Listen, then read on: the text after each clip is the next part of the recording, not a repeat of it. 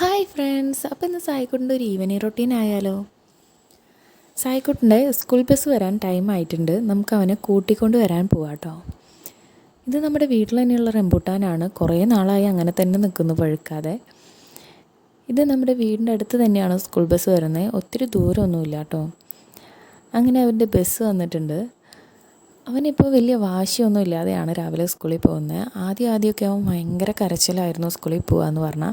ഇപ്പോൾ ആൾ ഓക്കെ ആയി വരുന്നുണ്ട്, വലിയ പ്രശ്നങ്ങളൊന്നുമില്ല.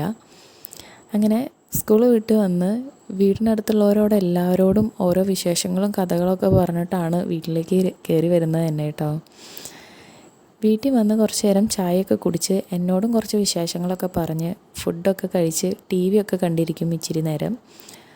അതൊക്കെ കഴിഞ്ഞ് ഞാനും അവനും കൂടി കുറച്ച് നേരം ബോൾ കളിച്ചു. ഒന്നുമില്ലെങ്കിൽ അച്ചാച്ചനോ അമ്മാമ്മയോ ആരെങ്കിലും അവൻ്റെ കൂടെ കളിക്കാൻ കൂടും കേട്ടോ.